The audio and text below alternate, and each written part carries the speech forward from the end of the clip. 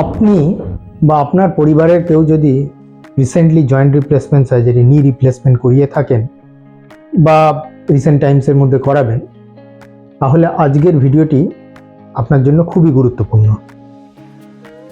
নমস্কার, আমি ডক্টর ইন্দ্রনীল পাল। আমি একজন কনসালটেন্ট জয়েন্ট রিপ্লেসমেন্ট সার্জন। আমি ডাইরেক্টর অফ লিবার্টন অর্থোপেডিক সেন্টার। আজকে আমি যে জিনিসটা নিয়ে আলোচনা করতে চলেছি সেটা হলো ফিজিওথেরাপি নি রিপ্লেসমেন্ট সার্জারির পরে কেন জরুরি এবং কি কি ব্যায়াম করা প্রয়োজন। ভিডিওর শুরুতেই আমি বলি যে ফিজিওথেরাপি সাধারণত একজন দক্ষ ফিজিওথেরাপিস্টকে দিয়েই করানো উচিত।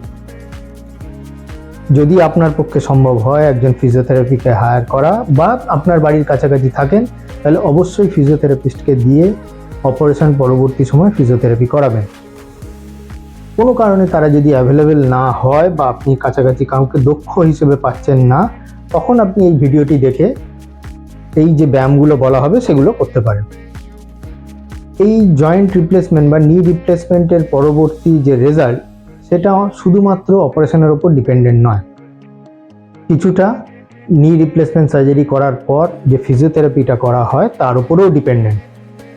ফলে এটি একটি গুরুত্বপূর্ণ বিষয়। এবং ফিজিওথেরাপি কেন গুরুত্বপূর্ণ? ফিজিওথেরাপি করলে কি হবে? প্রথম জিনিস যেটা হবে সেটা হলো, যখন আমরা সার্জারি করি তখন তো মাংসপেশিকে কেটেই সার্জারি করা হয় বা হাড় কেটে এই সার্জারি করা হয়।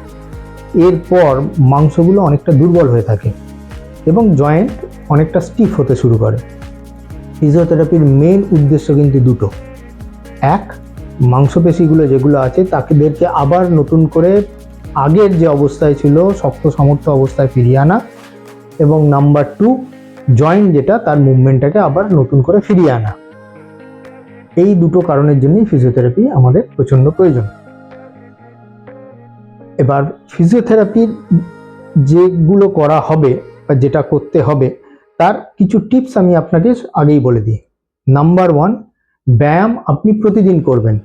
হঠাৎ করে একদিন প্রচুর পরিমাণে ব্যায়াম করলেন, পরের দিন থেকে আর কোনো কিছু করলেন না, তাহলে সেটার খুব একটা এফেক্ট ভালো আসে না। নাম্বার টু, একদিন প্রচণ্ড রকম ব্যায়াম করলে ব্যথা যন্ত্রণা শুরু হয়, তার থেকে আপনি দেখবেন আবার আপনার দুদিনের জন্য ব্যায়াম করা বন্ধ হয়ে গেল। ফলে প্রতিদিন গ্র্যাজুয়ালি আস্তে আস্তে আস্তে আস্তে ব্যায়ামগুলোকে যদি বাড়ান, তাহলে আপনার ফিজিওথেরাপি করে সেটা লাভ পাওয়ার চান্স অনেক বেশি। নাম্বার টু, প্রতিবার ফিজিওথেরাপি করার পর ব্যথা হওয়াটাই স্বাভাবিক। ব্যথাটাকে কমাবার জন্য বেশ কিছু মেথড আছে। নাম্বার ওয়ান হচ্ছে গিয়ে পেনকিলার, যতটা পারবেন পেনকিলার কম খাওয়ার চেষ্টা করবেন। সব থেকে সহজ উপায় এই ব্যথাটাকে কমাবার, ব্যথা বা ফোলা দুটোই কমে, সেটা হলো আইস কমপ্রেস বা বরফের সেঁক। প্রতিবার ফিজিওথেরাপি করার পর একবার আইস কমপ্রেস বা বরফের সেঁক নিন, তাহলে দেখবেন আপনার ব্যথা বা ফোলা ভাবটা অনেকটাই কমের মধ্যে আছে। আসুন তাহলে আমরা কিছু সহজ সরল এক্সারসাইজ দেখে নিই। এই এক্সারসাইজগুলো যেরকমভাবে সিকোয়েন্সিয়ালি আমি বলছি আপনারা সেইভাবেই করার চেষ্টা করবেন, কারণ আস্তে আস্তে সহজ থেকে কঠিনতর ব্যায়ামের দিকে আমরা যেতে থাকবো। প্রথম ব্যায়াম যেটাকে বলা হয় অ্যাঙ্কেল পাম্প। অ্যাঙ্কেল পাম্পে আপনি বসে থেকে বা শুয়ে থেকে পায়ের পাতাকে ওপর দিকে তুলে ধরবেন, মনে মনে 2 থেকে 5 কাউন্ট করবেন, তারপরে আবার নিচের দিকে ছেড়ে দেবেন। আবার তুলে ধরবেন, মনে মনে 2 থেকে 5 কাউন্ট করবেন, ছেড়ে দেবেন। এইভাবে কম করে 10খানি সেট করবেন। দ্বিতীয় ব্যায়াম হলো কোয়াড্রিসেপস সেটস। এই ব্যায়ামটি করার জন্য একটি টাওয়েল ব্যবহার করতে পারেন, যেটিকে আপনি গোড়ালির নিচে রাখবেন, হাঁটুর নিচে নয়। এই ব্যায়ামের মেন উদ্দেশ্য হচ্ছে কোয়াড্রিসেপস মাসল, যেগুলো আমাদের থাই মাসল, সেগুলোকে শক্ত করা। ব্যায়ামটি করবার জন্য আপনাকে প্রথম যেটা করতে হবে, মালাই চাকি তাকে শক্ত করে ধরে রাখা, মনে মনে 10 কাউন্ট করা, আবার রিল্যাক্স বা ছেড়ে দেওয়া। আবার ধরে রাখা, মনে মনে 10 কাউন্ট করা, আবার ছেড়ে দেওয়া। এইভাবে আপনি 10 থেকে 15 বার এই ব্যায়ামটি করবেন। গ্লুটিয়াল সেটের জন্য আমরা শুয়ে থেকে কোমরটাকে বিছানা থেকে তোলবার চেষ্টা করব, ধরে রাখবো, মনে মনে 10 কাউন্ট করব, আবার ছেড়ে দেবো। আবার ধরে রাখবো, মনে মনে 10 কাউন্ট করব, ছেড়ে দেবো। এইভাবে আপনি এই ব্যায়ামটিকে 10 বারের জন্য করবেন। এর পরবর্তী 3টে ব্যায়াম আমি আবার দেখাচ্ছি। প্রথম ব্যায়ামটি হলো হিপ অ্যাবডাকশন এবং অ্যাডাকশন। যদি এটা নি জয়েন্টের সঙ্গে সম্পর্কিত নয়, তবুও হিপ জয়েন্ট যেহেতু আরেকটা ইম্পর্টেন্ট জয়েন্ট, সেটাকেও আমাদের চলাফেরার সময় প্রয়োজন পড়ে। এই ব্যায়ামটা সেই জন্য দরকার। হিপ অ্যাবডাকশন এবং অ্যাডাকশনে আপনি পাটিকে আস্তে আস্তে বাইরের দিকে নিয়ে আসবেন এবং নিজের দিকে নিয়ে যাবেন, ভেতরের দিকে নিয়ে যাবেন, বাইরের দিকে নিয়ে আসবেন এবং নিজের দিকে নিয়ে যাবেন। এইভাবে 10 থেকে 15 বার এই ব্যায়ামটি করতে হবে। পরবর্তী ব্যায়ামটি হলো স্ট্রেট লেগ রেজ। এই স্ট্রেট লেগ রেজে আমরা যেটা করব, পাটাকে একদম সোজা করে হাঁটুটিকে সোজা রেখে আস্তে আস্তে ওপরের দিকে তোলা, মনে মনে 10 কাউন্ট করা, আবার ছেড়ে দেওয়া।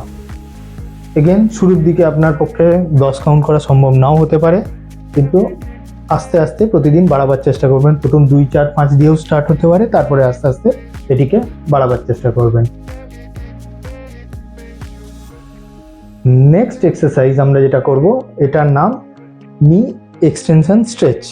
এটি আপনি শুয়ে বা বসে দুটো অবস্থাতেই করতে পারেন। শুয়ে করবার জন্য একটি টাওয়েলের সাহায্য নিন। টাওয়েলটিকে আপনার গোড়ালির নিচে রাখুন এবং হাঁটুটিকে যতটা পারেন সোজা করে করবার চেষ্টা করুন। অলমোস্ট কোয়াড্রিসেপস সেটের মতো জিনিস, কিন্তু হচ্ছে গিয়ে যে সমস্ত পেশেন্টদের ক্ষেত্রে হাঁটুর সোজা হতে চায় না বা সোজা করতে গেলে অসুবিধে হয়, হাঁটুটা বাঁকা হয়ে আছে অপারেশনের পরও, তাদের ক্ষেত্রে নি এক্সটেনশন স্ট্রেচ করা খুবই জরুরি। হাঁটুটিকে সোজা করে রাখবেন। ধরুন আপনার যদি 10-20 ডিগ্রি অবধি বাঁকা থাকে, সেটিকে যতটা পারা যায় নিচের দিকে ঠেলে এটাকে স্ট্রেচ করে ধরে রাখার চেষ্টা করবেন। হাঁটুর ওপরে স্ট্রেচিংটাকে আরও বাড়াবার জন্য আপনি আরও একটি মেথড নিতে পারেন। ওপরে একটি টাওয়েল জাতীয় কোনো কিছু দিয়ে, সেটার ওজনটিও কাজ দেবে। আইস প্যাক এই সময় ওপরে দিতে পারেন, যেটি হাঁটুটিকে আরও স্ট্রেচ করতে সাহায্য করবে।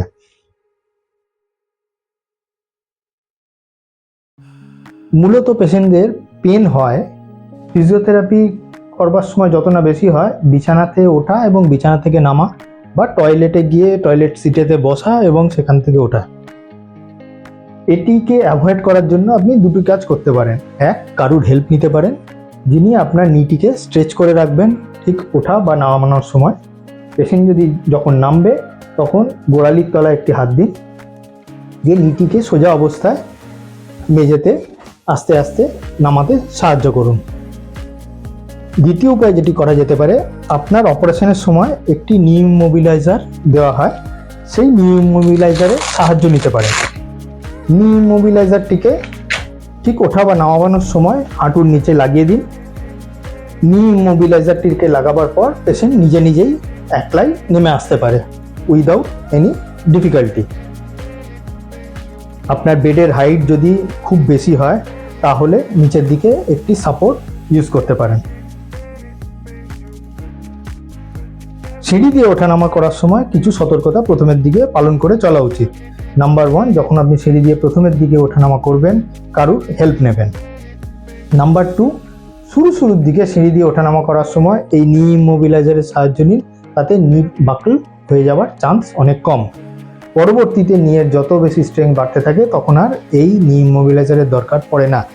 আপনি যেটা করতে পারেন, আপনার যেটা ভালো পা সেদিকে আগে দিয়ে যে পায়ে অপারেশন হয়েছে সেই পাটিকে পরে ড্র্যাগ করে নিয়ে আসতে পারেন। কারো একজনের হেল্প নিয়ে ভালো পাটিকে আগে দিন, পরবর্তীতে অন্য পাটিকে ড্র্যাগ করে তুলে নিয়ে আসুন। ঠিক একইভাবে ঠিক নামবার সময় আগে ভালো পাটিকে দিন, তারপর আপনার অপারেটেড লেগটাকে আস্তে করে নিচের দিকে নামিয়ে নিয়ে আসুন।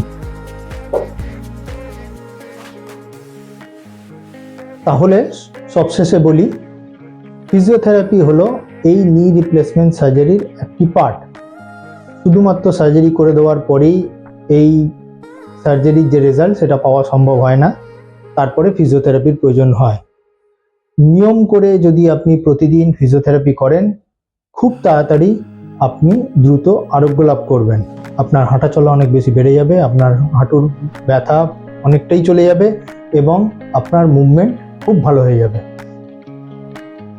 প্রতিদিন ব্যায়াম করার চেষ্টা করুন, প্রতিদিন হাঁটাচলা করার চেষ্টা করুন, যাতে এবং সেটিকে আস্তে আস্তে গ্র্যাজুয়ালি এটাকে বাড়াবার চেষ্টা করুন। হঠাৎ করে একদিন অনেক বেশি ব্যায়াম বা অনেক বেশি হাঁটাচলা করে পরবর্তী দিনে যদি না করেন তাহলে এটার রেজাল্ট পাওয়া কখনোই সম্ভব হয় না। ভিডিওটি যদি আপনার ভালো লেগে থাকে তাহলে অবশ্যই আপনি এটিকে শেয়ার করুন, অন্যদেরকে দেখান যারা এই ভিডিওটি দেখে উপকৃত হতে পারে। অসংখ্য ধন্যবাদ। নমস্কার।